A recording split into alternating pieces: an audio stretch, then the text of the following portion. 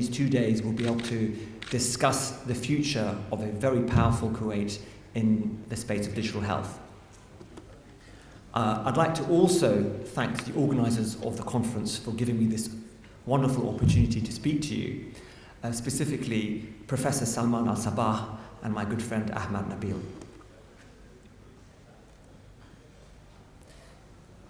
I'd like to consider the future of digital health, and the way I'd begin is to consider a disease that we know about today.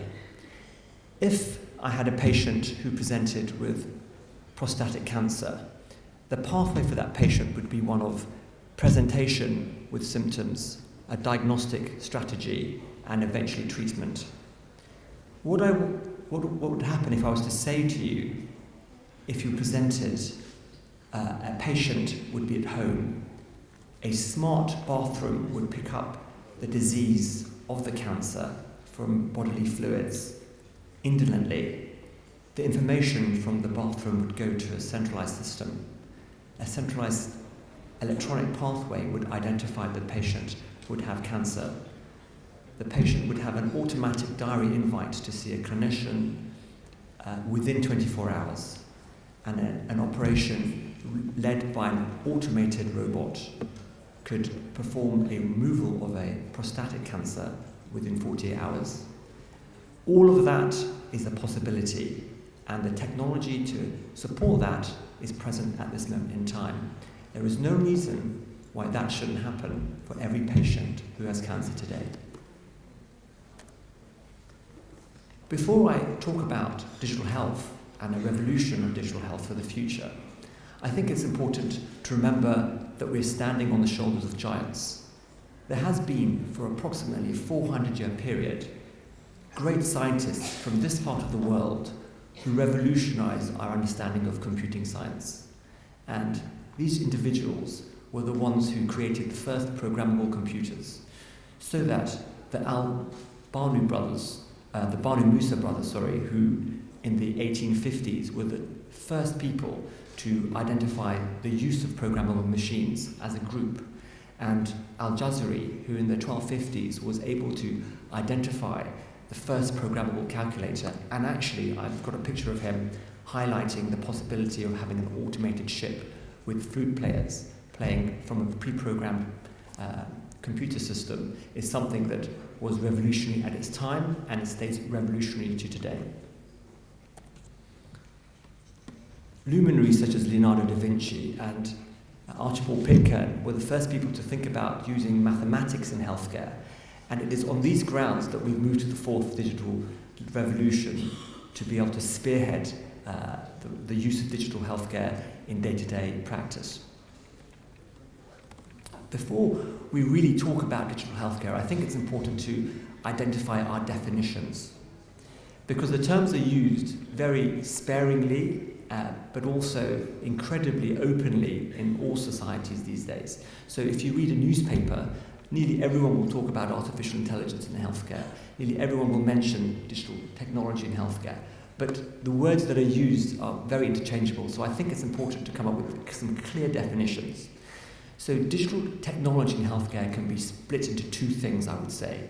One is digital health systems, and those are the infrastructure that guide the treatments that we have.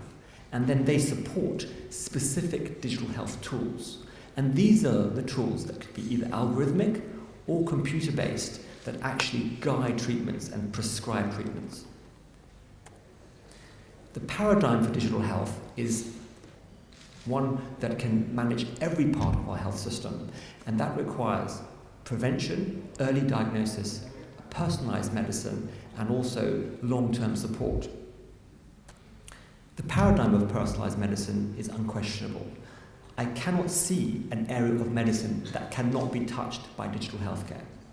And that is because with the era of big data, every piece of information that we have about our lives, whether it's our environment, whether it's our genetics, whether it's our transcriptomics, whether it's our lipids, whether it's our activities, whether it's our behaviors, can all be mapped digitally. And all of this can be used as a data source by which to identify disease, predict disease, and manage disease.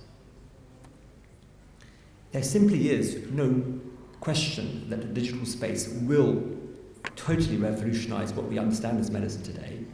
And the question is, to what extent will each disease be affected by this? The role of automation is clearly becoming one that's all-powerful, but we're not at a state where we can have fully automatable systems just yet. We have automation that's coming and semi-automation as a rule in a lot of systems, but the question is, to what degree does automation actually have in everyday clinical practice? In my own research group, the first route to understanding the patient care is having sensors identifying disease. This is some work we're doing with Sensium. It's a company that allows me to assess the blood pressure, the temperature and the heart rate of all of my patients, and it picks up observations more accurately and cleaner than standard human observations. So increasingly, I use this technology for my patients on my wards to assess patients for their sepsis and their renal failure. And I have identified in a 500 patient study that actually the prediction of sepsis can happen maybe 4 to 8 hours earlier than human observations.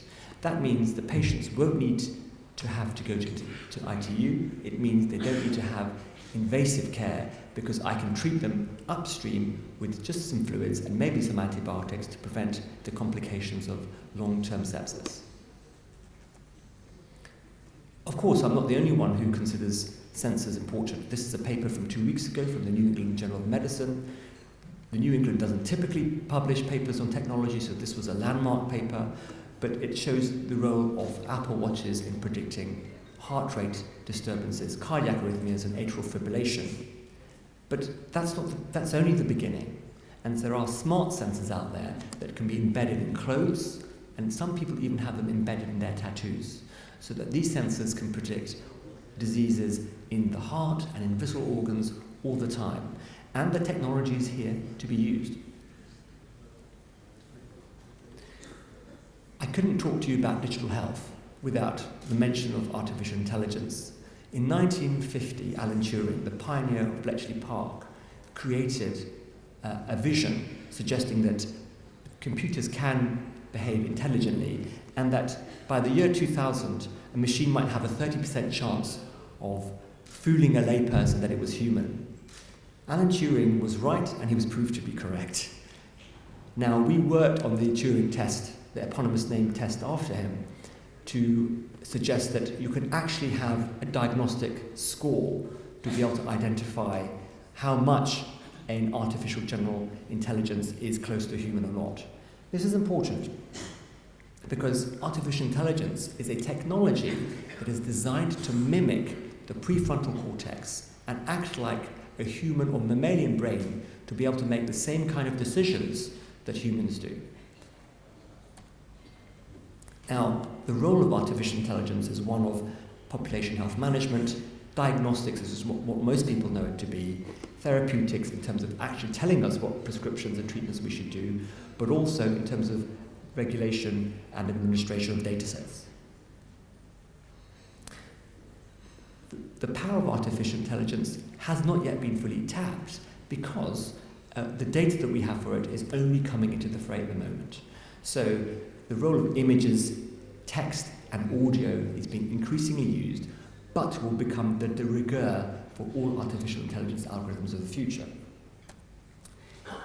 Is it working? Well, there's quite a lot of evidence to suggest it's very good at predicting melanoma, it's good at looking at retinopathy, it's good at predicting breast cancer. And just in the same way that I was highlighting to you 2 minutes ago regarding the sensors on the skin in my patients, you can also use an artificial intelligence algorithm to predict the sepsis. To predict the sepsis in those individuals. I think the microphone's got off. Thank you. Hello? Hello? I'll speak up louder, ladies and gentlemen, so that the renal failure can be predicted with an artificial intelligence algorithm, and my colleagues at Google have demonstrated this at a population level. Of course, as a surgeon, I also see artificial intelligence being an increasingly important route to my day-to-day practice, and it's not there yet, but there are technologies that allow a robot to suture autonomously a simple wound. Now, that doesn't mean that we have robots that can replace surgeons at this moment in time, but it does mean that technology is becoming increasingly strong at being able to support us in our day-to-day clinical practice. So, machines can be used with an artificial intelligence algorithm to look at things that we couldn't quite see before. And the diagnostic accuracy of an artificial intelligence algorithm being able to predict retinopathy, looking at arrhythmias and predicting polyps on a colonoscopy can be over 90% accurate. And that can beat some humans in some settings. Some of my own work is on that of screening mammography, and this is work that Imperial College have done with CRUK and with Google to look at mammograms from 30,000 individuals and try and predict how these can identify cancerous lesions. And that work has actually been shown to be successful, and hopefully that work will be published within the next 2 weeks, and I will tell you more about it hopefully soon. But the overall message is that there are artificial intelligence algorithms that are predictive of some diseases, and these can be as good, if not better, than some humans in some settings. I'm very careful with my words here because I'm not suggesting that artificial intelligence algorithms as a rule are better than humans, but in some settings they can replicate and almost in some instances be better in very specific tasks. There was an incendiary paper in the New Yorker where Geoffrey Hinton suggested that because of artificial intelligence, doctors should stop being clinicians and stop looking after their patients. I don't agree with that statement. I think that's rather extreme. What I do see, however, is that there is a utility of having these technologies in healthcare, and specifically at the moment they're being used for diagnostic imaging, electrocardiography, and genetic testing. They will increase in their usage, but the key is here. Chameleon Group looked at a grand challenge and identified that the pathologist could be supported by an